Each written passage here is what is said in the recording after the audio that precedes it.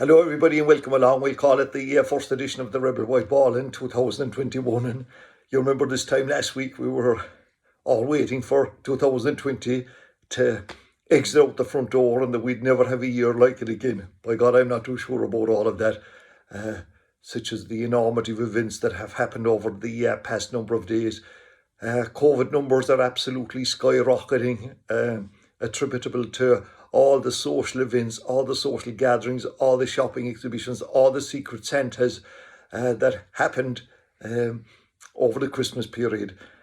I'm sure that when all of this is over, some of those Chinese guys that are getting credit with starting this will probably call to this particular country to examine some of the landmark buildings that are now being given serious credit for, if that's the correct number, for spreading this disease. We said, we did mention in the past, maybe you knew one or two people at this stage. If we don't know at least 10 or 12 people that have been tested positive for this virus, you're certainly not in the real world. The vaccines, it started with a bang, but I think it has slowed down considerably. There are problems, logistic problems with supplying all of that, and they hope maybe to get 35,000 is it next week and 40,000 after that, but it's going to be months and months before a huge number of the population are going to get vaccinated. They do promise though that they will give us the numbers from now on. I think I mentioned last week that that one of the good things about the departure of 2020 that we hear of no more from Donald Trump. My God, did this guy come back into the scene big time, and those scenes that emanated from the Capitol building last night where they were counting the electoral votes were a true testament of what this particular man is all about. And I know we've heard of stories about great dictators in the past and how they were responsible for the deaths of so many of their people. This guy, maybe he's not right up there with a lot of them, but there are certainly a huge amount of blood in his hands. And during the whole COVID crisis, the way he behaved, the way he acted and led people into a false sense of security, it was all about Donald Trump. And I have no doubt, including the 4 deaths that were yesterday, that happened yesterday, that he is responsible for a huge number of deaths all over the United States. I was reading somewhere earlier on that they were talking about different ways that they might be able to impeach him before he's supposed to leave office on Wednesday week, January the 20th. Every now and then I meet a senior lady, and for quite a while she has her own ideas on how to get rid of him, and she fails to understand how it hasn't happened at this stage. Obviously, we don't want to be condoning violence, but I think you get the gist of what has been happening. It's been a good week for Donies, by the way. The last Donny that featured in this particular broadcast was Donny Cassidy. You remember him? Great senator, and the guy that was he chairman or president of the Oireachtas Golf Society. He was the last one. Well, during the week we had 2 Donies, and the guy who sells the shoes and plays football for Mayo, Donny Vaughan, he retired. We'll talk about GA retirements a little later on. And by God, he was no angel either, let me tell you. But the big Donny, or the Donny that's really capturing all the headlines today, is the son of a Carsavine man. He's an American citizen now, and that's Donny O'Sullivan, who was reporting for the past while for CNN. And all Donies are probably christened Donald, but it takes a particular there's a bit of ingenuity involved in this, and if you think of all the Donies that well, they've taken their place now among the great people of the world. But yeah, he's from Carsavine. I'm not too sure that his family were into GE. I think they were more oarsmen. Rowing, coastal rowing is big down in that part of South Kerry, and his father was a well-known coxswain on a boat known as the Liberator by all accounts.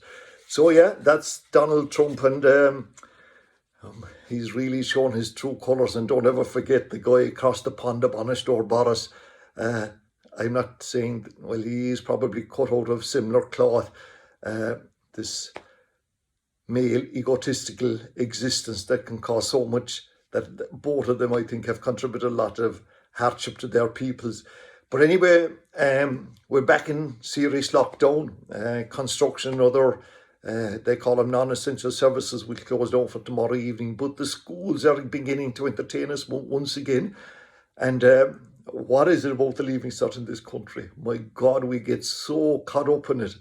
And we had yesterday we had the three party leaders coming out on the stage, and they brought Norma with them to inform all and sundry that, yes, schools were going to be closed, but at the same time they were going to open and let 60,000 Leaving Cert students into them. All along we were told the schools were safe places, and maybe they were, and I'm not disputing that, but it goes this... I mean, this situation with the virus is so different right now than it was even before Christmas. And like you probably know as well as I do, of a number of people of 17 or 18 years of age that have tested positive. So it's in their age group now. And why they have to go back to school for a week is, my God, lads, I'm just wondering, like, have things changed that much that this Leaving Cert is now so important?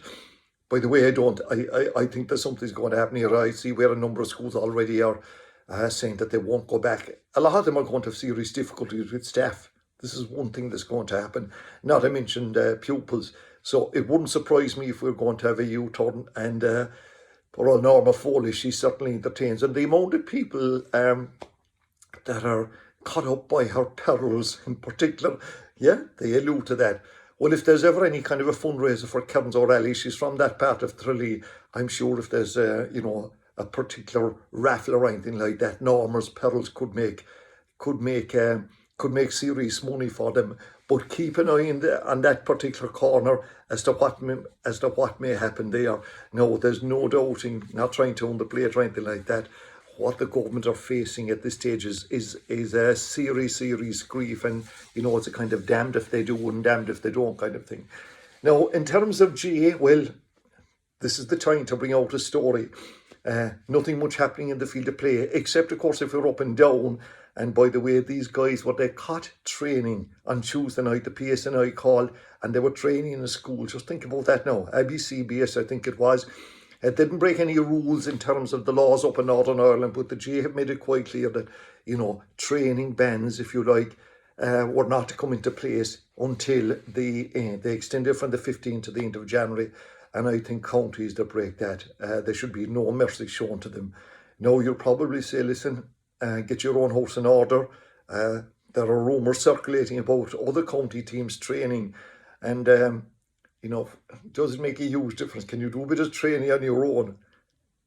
Like, has it changed that much over the years that we have to put these into county bandwagons?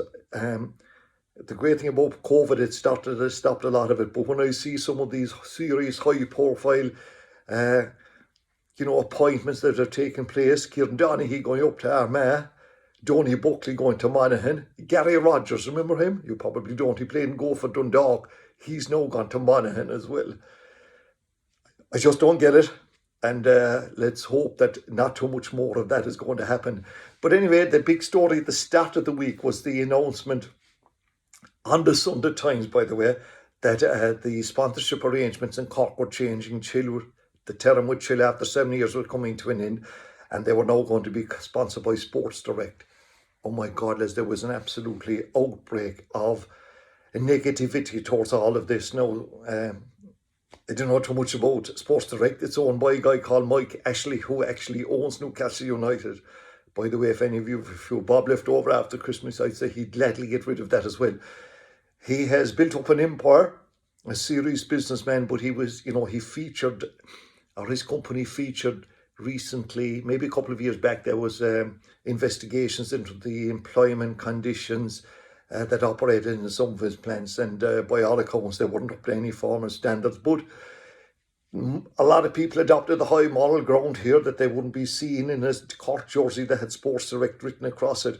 Well, I just wonder, do these people think, take for example, the darts last weekend, which a lot of people watched, the Professional Darts Corporation Championship, they are sponsored by William Hill, the bookmakers.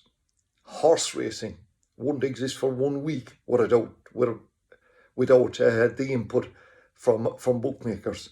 And don't tell me you're not aware of all the grief that betting has caused to a lot of families around this country. So if you're up in your high horse about this, Kellogg's, they were sponsoring, somebody pointed this out to me, they were sponsoring cool camps, I think, at one stage. Are all their products absolutely top-class nutritional value? The banks have been involved with the GA for quite a period of time. Are they beyond reproach? And then I wonder when these people that got so angry about this, when they go to buy their own items of clothing, including the designer label ones, I wonder, are they concerned about the employment conditions of the sewers and the knitters? I doubt it. Not to mention bringing home the €5 chicken. That's an absolutely serious bargain down from some local supermarket. And this boat has sailed a long time ago. In terms of the deal, I think it's quite a good deal at this particular stage, in that the Cork are going to be guaranteed something like 400,000 a year. Then there's supposed to be bonuses built into it if they win in All Ireland. Now, wouldn't it be great if those bonuses could be drawn up? But I'm not too sure that's going to happen anytime soon. Anyway, we mentioned a couple of minutes ago to you about retirements. This is the time to do this.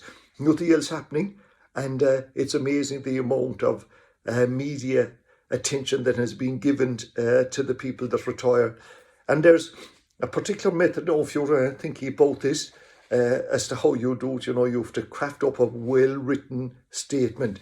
You can start off by thanking your club, the coaches, the county board, the county coaching staff, your fellow players, these people that you went to battle with on several occasions. You then thank the family, and if you have a partner, then just it adds another little bit to it. The GPA, if you ever got a few bob off them, you make sure that you include them. Your employers, of course, it's an opportunity. Not to mention if you if you had a sponsored card over the period of time. So there was a right shot at them. I just wonder, is there an opportunity for the GA to make a few bob? You could have one of these, a bit like RIP. You could have your own, GA player retirement group, we'd call it, because this will extend out to club players. It's only a matter of time before a club will announce, or a club player will announce, that he or she, yes, they will be involved in it as well. But Mayo had a real clear out. We had David Clark, that great goalkeeper, he's gone. Seamus O'Shea, he used to play midfield. Tom Parsons, you remember, he was the guy that got injured. Graham O'Reilly, he's one of the players that's gone from Meath. There's another player from Meath that retired, I can't think of his name. Donny Vaughan from Clare, we mentioned, I think, him. Then we had three Kerry guys, Brian Kelly, Jonathan Lyne, and Shane Enright. And I think it was only yesterday came to my attention that Stephen McDonald, the Cork hurler, a defender, had retired. So this is the time to do this, and if you want to get a bit of publicity for it. And I suppose, look, it has kept the GA in the media. So from that point of view, maybe we shouldn't be, well, we're not, but like this is the time to do this kind of business. Last week when we spoke to you about soccer, I had a bit of correspondence from a gentleman down in West Cork who, for his sins, follows the fortunes of Crystal Palace. He thought that should be mentioned. Well, this is FA Cup weekend. They're taking a break from the league action, and the more I think about following teams across the pond, a lot of us get serious pleasure from other teams losing rather than teams winning. And the league is now really turning into a good enough battle, with Liverpool losing the other night to, who did they lose to? Southampton. That brought a lot of happiness to the people that followed them. Like the main teams really, if we're talking about the Premier League, are the Man United, the Liverpools, maybe Arsenal. Chelsea, by all accounts, people like to see them losing because for some reason they don't like Frank Lampard. He's under a bit of pressure at the moment, is it losing 4 out of his last 6 matches. But anyway, but going back to Crystal Palace, we can say that in the FA Cup this weekend, which will go on Friday, Saturday and Sunday, they will be playing Wolves, I think, on Friday night. The other game there on Friday will be Aston Villa versus Liverpool. On Saturday, Arsenal, who I think are after coming back into the pitch for a bit. They were really going through a bad patch when you have 2 or 3 matches now they've won. They play Newcastle, so I presume all Cork people now will be keeping an eye on how Mike's team are getting on over there. Manchester United, after a bad defeat last night to Manchester City in the League Cup and the Carabao Cup, they play, is it Watford? Yeah, and then we have, there was some other match I was going to think of, but anyway, we'll probably come back to, Chelsea, they're playing Markham, I think, and if they were to lose that, I would imagine that there'd be serious grief for the aforementioned Frank Lampard. Jose Mourinho, and I know there's a sports following, he obviously also attracts a little bit of attention, and Spurs, who qualified for the League Cup on Thursday, was it Wednesday night or Thursday night, when they defeated who they defeat, Brentford. Then we have the rugby, and of course this weekend is kind of the last round of matches for this period of time on this Pro 12. Well, it's called the Pro 14, but the South African teams are not in it, so it is Pro 12. And we have the way there's two conferences, and only the top two teams will qualify for the final, because they've cut the season short because they want to start another competition from April to June. It is called the Rainbow Cup. I think this is going to involve about 8 teams from the Pro 12 at the moment, plus 4 teams from South Africa. But the two big matches that are on, Munster, after getting a bonus point when they were beaten last week, who beat them, Ulster beat them. Like, all these matches are important for the moment. Explain that here. But anyway, Munster will play Connacht, and Connacht had a big win over Leinster. I think it was Leinster's 26 match unbeaten run coming to an end. So we have Munster playing Connacht and Leinster playing Ulster in that particular competition, and after that then they go back to the Champions Cup. Some people would say that maybe we should certainly appreciate what we have this weekend in terms of the soccer and the rugby and the horse racing, because that there's a strong possibility that it may be closed down after all of that. So that's our brief look back at, I suppose, what was a most amazing week in one sense, and looking forward to a couple of games that are on at the weekend. So till the next time, somebody told me at this stage that to avoid this virus, you have to be very careful and very lucky. So I wish you both. Thanks for watching and listening.